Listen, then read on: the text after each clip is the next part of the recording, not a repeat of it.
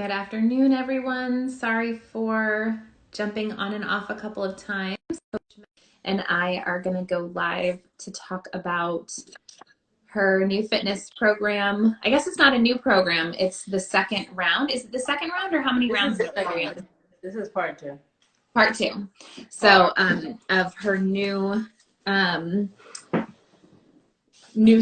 second round of the running. Well, why don't you talk a little bit about the Strong Runner program? Stronger Runner. Can you hear me? Yeah. Okay, perfect. So Stronger Runner is a specialty program for runners and for recreational runners. And what we do is we improve your strength, and we also we build your strength, and we try to improve your running technique so that you can run your distances, your varying distances for as long as you can, pain-free, injury-free. So yes. We're very strong. We put a lot of emphasis on the strength piece of it. So so that's how it really all started. And what I was getting was people were asking me about, getting some training plans so that they can go out and do their runs and improve their pace and things like that. So I was getting a lot of people asking me about that. So that's why I incorporated more running technique. And this time around, I have included I partnered with Erica Coviello. She is a certified running coach. And so she's been amazing with providing the training plans for this cycle. And so that's what the running program is. While everybody's hopping on, I see some people hopping on. Yeah. Hey, Nicole. Hi, Galen. Hey, so I'm Krystle with DBK Home. I'm an interior designer, and Mel is a fitness coach. She is a personal trainer. She is amazing. She is just launching her second part of her Stronger Runner, or second edition or second phase, however you probably have it worded better than me. But the second flight is just taking off. And we wanted to jump on and do a little bit of a live to give you guys some information about how you can prep your space in your home so that you are set up to really have a place where you can work out, so that once you have that set up, you have the baseline, you have all of your tools in the same place, you have access to everything, you have no excuses.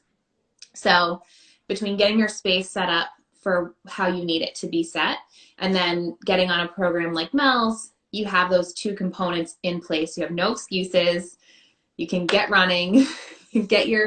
I think what I like about the Strong Runner program is that it's not just about the running itself, but about building that foundation, which I think that's what speaks to me, because what we do with our clients with space is all about building the foundation, right? Like, we build the foundation, we give you the baseline, we lay it all out, and then you take it from there. And it sounds like it's really similar with the Strong Runner program too, because you're giving them the exercises and the routines to build that baseline so that they can stay strong and healthy while they're running. Correct. You said it better than I think. And I'm high. You're high. All right. So we have just a few people jumping on. So we were just talking, Mel was just explaining the program a little bit. We are going to talk about your space. I'm going to dive right into it. What I'll do is, I'll try and save this video. I'm going to say try, because I don't know for sure that I can, but I'm going to try to save this video.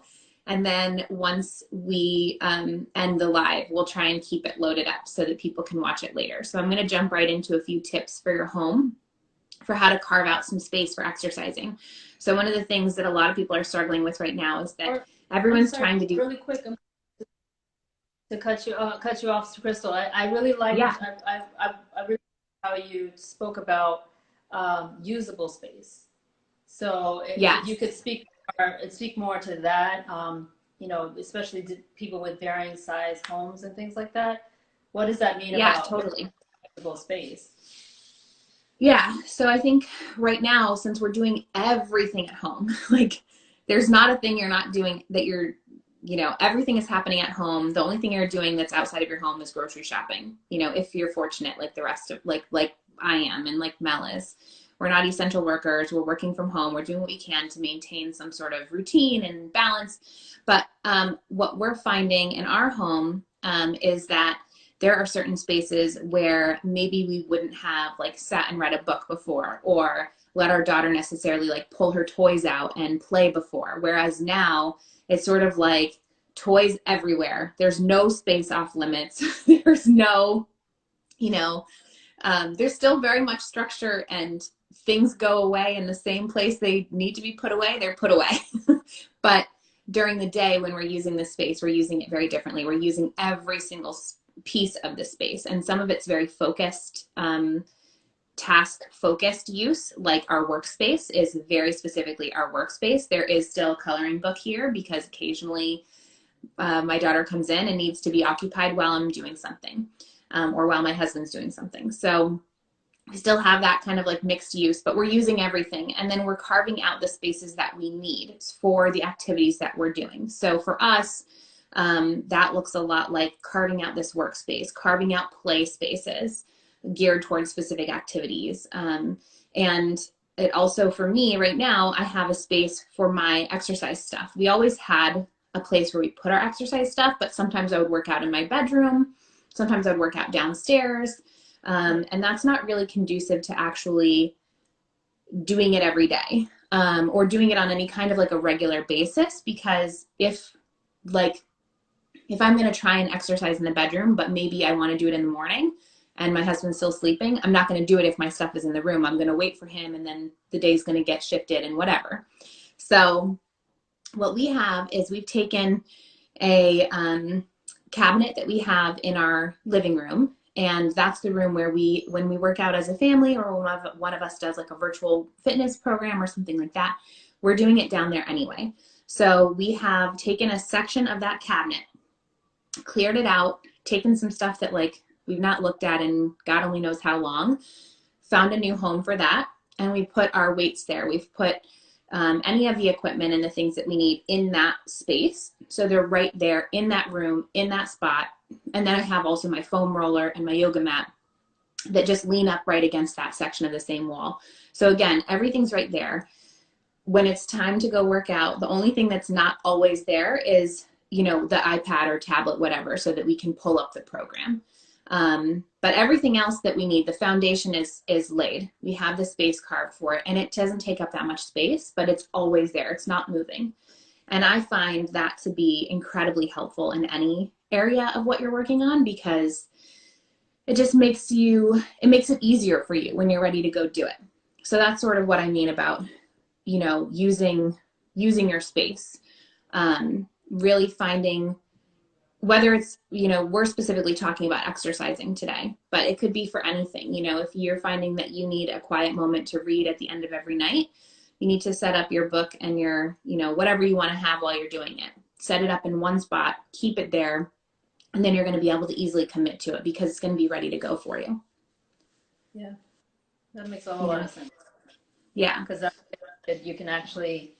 you actually know you're going to actually get to it, especially if you have a time set for it, you have a space set for it, and then you set yourself up in other ways for success, which I'll talk about really quick as well. But the up yourself is going to be key to actually getting things done. Like if you want to get some physical activity in, get some of these virtual classes in, then totally. So what I typically recommend for clients is, if you're someone in the past who would have always worked out at home, this is something we would have addressed anyway. But if you're the type of person who previously would have gone to the gym or would have attended a group class or any of those kinds of things, and you're now finding that you can't do that, we want to carve out that space in your home so that you can make time and make place for that.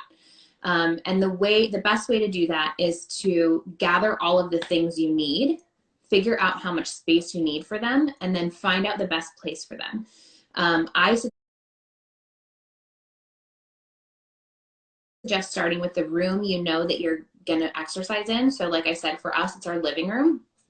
That's the room we're always going to be in when we exercise. It makes the most sense. It works the best. No one's ever sleeping in there, or, you know, we don't have to be quiet, or we don't have to worry about turning lights on and off, whatever. It's always available. There's plenty of space to roll out yoga mats and do what we need to do. So that's the first step, I think, is identifying what room makes the most sense in your home.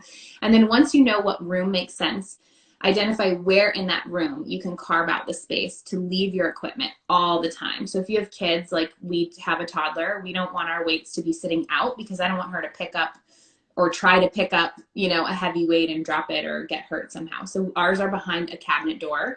She can open the cabinet, but she knows that she's not supposed to play with them. She also calls them bones, and she has little 2-pound weights that her bones that she will pick up when we're doing our family exercises, which is funny.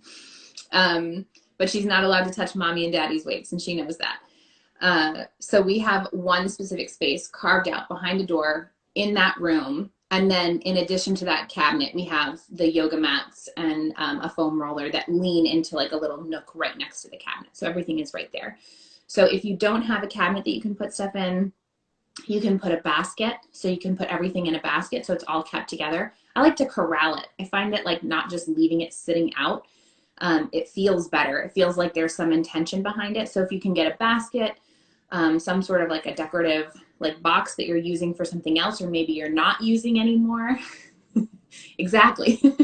Galen just said dem bones, which is, it's very funny, the weights. But anyway, so you can, if you can get a basket or some sort of like a decorative bin, maybe that you used to be using for something else and you recently cleared out,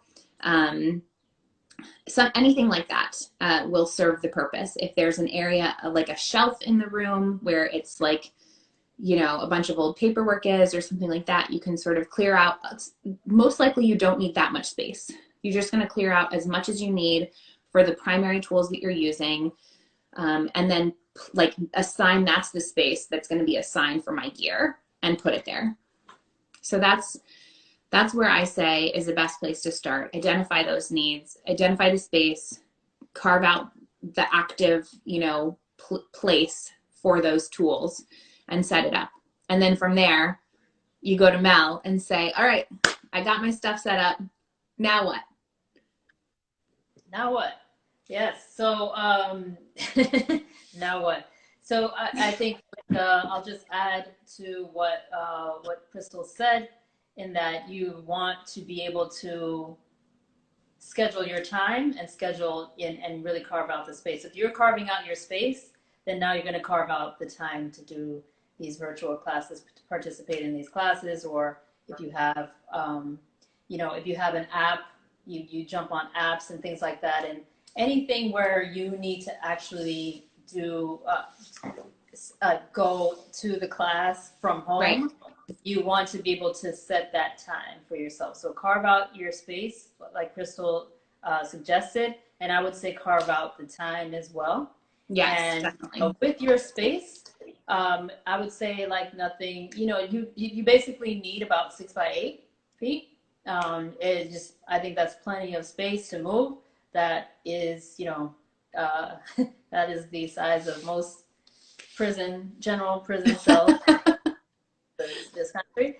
So that's, you know, that is plenty of space to be able to move around, yeah, you know, get your work in.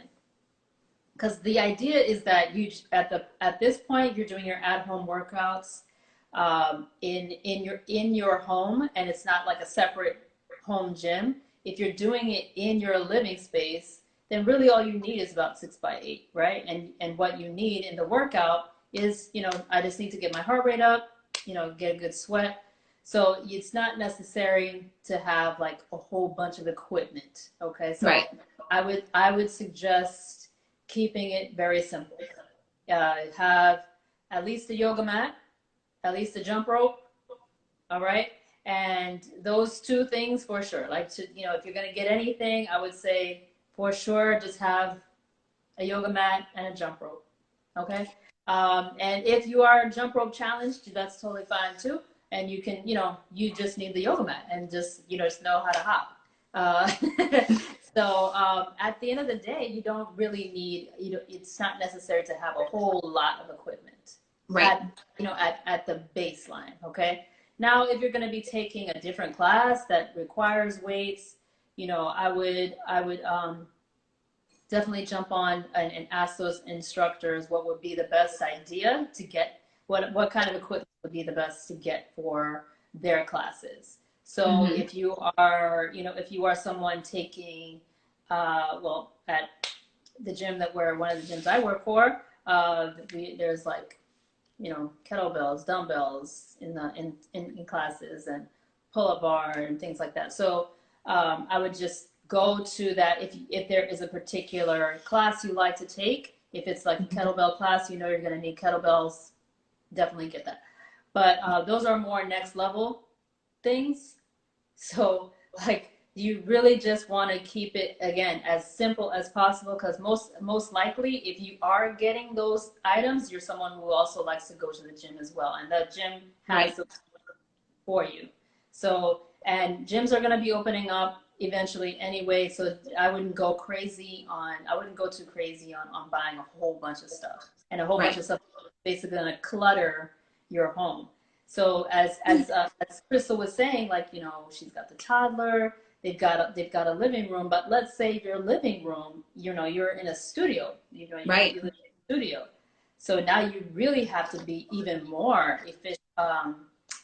You have to be even more efficient with your space, and more, what's the word? It's not efficient. It starts with an E though. Efficient is the right word. Yeah. It is the right word? Okay. Yeah, you want to make sure that the space is working really well. Economic. You want to be there we go. You want to be economic with your space. So so again, 6x8 is plenty. Get a yoga mat. If you want to get a jump rope, those are your baseline. And carve out time, carve out space to get it done. And the other tip I would say is to set yourself up for success would be to get your get workout gear ready as well. So if I'm going to have my class at 9:30, I would have also my gear is ready so I can just put it on, go to my room, go to my space, and get it done. So and a yoga mat is something that takes up such a small amount of space that realistically, if you have a small home, you can roll it out in the middle of like a galley kitchen. It'll fit. You can roll it out in a hallway. It'll fit in a lot of tight spaces. You might not have the range of motion that you might need for certain spaces. But the point is, if you have a large room, or if you have a studio and you have one room, you can still roll it out, in a tight space, and still get the room that you need to get your exercise in, and still get your heart rate up, and still get the class done. And I think the main point we're trying to make is that if you can use these like kind of foundational concepts to set yourself up, then you're going to be more likely to be successful with actually getting that class in, or getting, even if it's not a class, even if you're just like, I'm not ready for that, I just need to move because I'm not walking to the bus or the train anymore. Maybe it's just that you want to take some time at home and do some stretching, and you're doing it by yourself, but it's just to get it done. It's just to find a way to get that movement in. Yes. Good point. But Mel, sorry, just came out with her second flight of her Strong Runners program, which we also want to talk about, because I think in addition to having a good baseline and setting yourself up for success, there's this great opportunity to take a class with Mel and to be involved in this environment where you can have a group of people who are supporting each other and encouraging each other and building this community and this bond, which it seems like your last class really ended and everyone seems really connected. So I think that will be really cool for everyone in your class this round as well, because I think, like we were talking about at the beginning of the live, for anyone who wasn't on in the beginning, the concept of the class is to sort of build the strength and kind of build the foundation of what can give your performance in running like a better chance of being a good runner. I don't know the lingo. Yeah. Better chance of being pain-free and injury-free, which is the stronger. There you go. Yes, we don't want to be getting injuries. We don't want to be in pain. Nobody wants that. You guys to stay in the game and keep doing what you love doing. Exactly. So I know I've heard Mel talk a lot about that this class is good for anyone who is a new runner, a long-term runner, maybe someone who used to be a runner and doesn't run anymore but wants to get back into it because they're not able to get their exercise by walking to the bus or train anymore. Maybe someone who loves running and is a medal chaser and there's no 5Ks or marathons or half marathons right now and they're itching. Yep. It's for all of those people. So really, off season. Let's go. There we go.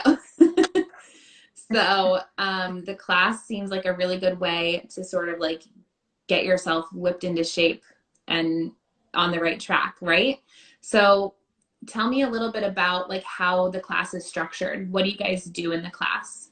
Sure.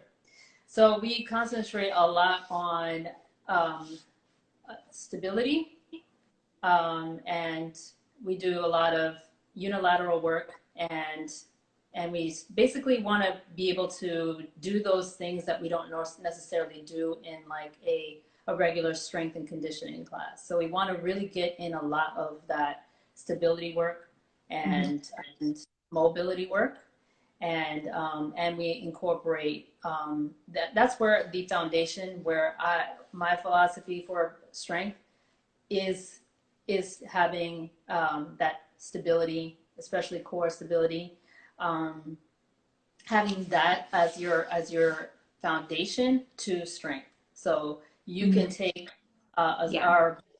we do it virtually now. Before we were doing it in a gym, but now we are able to still translate into having virtual classes. And last night we just had our first one for this cycle, and they had no weights, no equipment. There was no equipment, and everyone was barefoot. So we did barefoot training. That's awesome. It was a lot of, working on that, on that ankle stability, ankle mobility, foot stability rather, and ankle mobility, working on a lot of unilateral stuff. And as we progress, we're going to progress with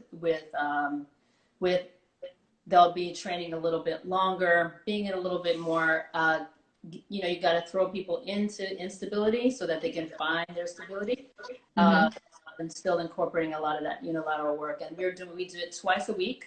Wednesdays and Saturdays is their virtual classes, and we're still prescribing runs. So that's what I was saying before. We have a running coach this time around who created a 4-week training plan, and so running is not canceled. Luckily, here in this region, we haven't canceled running like in France and London. So you can still get your. You gotta wear your mask. Keep your distance. You gotta wear them. Oh yeah, we are all about running safe. Run safe. Yes. Okay. Hashtag run safe. So we are all about that here. Still social distancing. So keeping your distance between the people that you are encountering out there. Hey, Laura. Absolutely. So so we're all about safety, and I also recommend that people are going out when there's less people out. So more hours, not too early, not wee hours in the morning. Just try to use your best judgment in that sense. Yeah. So they're doing that on their own. They got 3 runs that they do on their own and 2 classes a week for the next 4 weeks. That's awesome. And last time, what were some of the results that some of the people who were in the class saw? What did they see? Yeah, we had even with the changes, because we shut down 3 weeks in, we were going strong, but we had to shut down and adapt to these new virtual classes. They still had their prescribed runs, and we had 2 people who were able to fully take advantage of the program, and they were able to shave off, more than a minute of their pace. That's awesome. Pace. which was really awesome. And That's great. so with plenty of, again, with just using your base, it's always going back to your base, your Yeah. um, and having plenty of having guidance, having a way to track their results, and having a deadline, and having a Yeah. coach. It also, all of those things help them. Yeah, it builds in accountability. That's what I like about the program. I think it builds in an accountability that we don't have right now. I think it's one thing to say to yourself or to say to your partner or a friend, I'm going to exercise, 3 times a week now that we're stuck at home. But to actually have a class that you have to log into and show up and that you're paying for, you want to get your money's worth, you're going to go, you're going to do it. And then you have someone who's there waiting for you to show up and do it. She's awaiting. She's awaiting. Yeah. So you need that accountability built in, I think, well, maybe some people don't, but I think it's helpful for most people to have something. And also because we, are such creatures of, what's the word I'm looking for? We want our people. We want to make those connections with people. We're social creatures. That's the word I was looking for. Most people are social in some way, shape, or form, and it gives you a way to have that kind of social connection with people who are interested or trying to reach a goal just like you are. And I think that makes it really cool too. Like, it's not a one-on-one thing where I'm just going like, which I could totally do. You can also just call Coach Mel. Hey, Coach Mel, I need to do some personal training, and you can do it one-on-one. But if you also want that environment where there's people who are having a similar goal and a common interest with you, you can do it in this class setting with these people and get to see these same faces show up each time. So I think that's really cool too. Yes. I'm telling you, the check is in the mail. The check is in the mail. Yeah. So should we go to questions? Yeah, if anyone has any questions and you want to just pop them in the chat, that would be great. We'll take a second to answer them. We walked through earlier in the chat about carving out space in your home. You don't have to have a ton of space. Identify what room you're going to use, what part of the room you're going to use, and then just find a basket to put your yoga mat in. If you have more than a yoga mat, like we have a yoga mat and a couple of like free weights, like I think that's what they're called, dumbbells, free weights, little ones, the little ones you just hold on to. Like I said before, I don't know the terminology. I do the best I can. You got it. Yes. But anyway, so carve out the space that you need, figure out what kind of program you like, and then you go from there. But you don't need a ton of space for your gear or to even do the workouts in most cases. Mel was saying you need a yoga mat, and a yoga mat is pretty small. And in the grand scheme of things, you can make this work in a studio apartment all the way up to like a full-size house. So space should not hold you back. And yeah, just dedicate some space. You want to dedicate your space, your time, have your gear ready to go. Sign yourself up for the class so you have the accountability, the motivation, and kind of that feeling of teamwork, lifting each other up. So I don't see any questions rolling in. So I'm going to, do you have anything you want to add? Any last minute? I mean, well, one really quick thing is, I had, the other day I had a personal training client. She was basically, having to work on her iPad. She was like, oh, I don't know how to, because there was like a huge TV behind her. And I was like, you can cast your device to the TV. And she's like, oh, I didn't know that.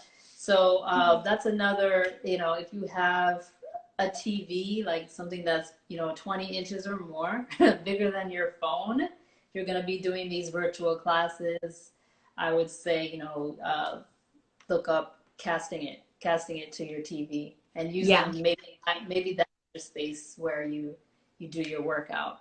Right. So yeah, that's one more. Use technology to your advantage for sure. Yes, absolutely. Like we are now. It took us a little bit of technical. We had to figure it out in the beginning, but we made it work. We did. No other questions? Okay. I actually do have one other question for you while I'm thinking about it. I know your program technically launched this past Saturday, but I'm assuming you're still accepting people. Sure. Yeah, yeah. This is our first week going. I mean, yeah. Feel free to jump in. I think between this week and next week, if feel free, you could still jump in with the group. Yeah, Um, so I mean, we're progressing, but there's nothing there. I don't think anybody would have a problem jumping in between right. this week and next week. Feel free. Okay. And then this is your second round of the class. I'm Yeah. hoping and assuming there will be more. Yes. Yeah. Okay. Hopefully be more. We have, we're talking about NYC. Well, NYC Marathon's coming up, so there may be a whole program geared to marathoners. So, Cool. so I know that marathoners usually have about 16 weeks that they need to train. Crazy. So yeah. So there may be a whole program set up just for marathoners, and we'll keep going with the cycles only because there are always new people just jumping on, Right. jumping on. Cool. Uh, So and it's already Laura asked, how long does the program run? the program is 4 weeks right now. It's a 4 week cycle right now. Cool. Yeah. So it started on Saturday. It must end Memorial Day weekend. Yeah, it's going on to the 31st. Cool. Thanks for Awesome. Okay, so everyone go follow Coach Mel. If you came here to watch me, go follow Coach Mel. She's great. She's a personal trainer. She can hook you up. And if you came to watch Coach Mel, follow me for any interior design tips and advice. We can help you try and set up your space. all the practical tips that you need to organize your home. In fact, you inspired me to get my house in order. I saw your video yesterday. I was cheering you on. You saw me. I'm trying to be organized and clean up my space. Yeah, So it's looking good. I had a nice little conversation with Krystle. She helped me out. I'm not showing you my desk though. I told you it was about this high, and right but now you're working on it. We're gonna work on that. Right now, it was here. No, it's Yeah. so, It's getting there. Every little bit. I do my desk right now. So there we go. So with the practical tips, Krystle's amazing. Thank you. Thank you so much, Mel. Thank you, everyone who jumped on and joined us. Like I said, I will try and save this after we jump off and make sure that it's shared. If you have any other questions, let us know. You can DM either one of us. We're happy to chat. And we hope this was helpful. Thanks, guys. Bye, everyone. Have a great day. Bye. Bye, Laura. Oh, you're amazing too, my friend. Thank you, Laura.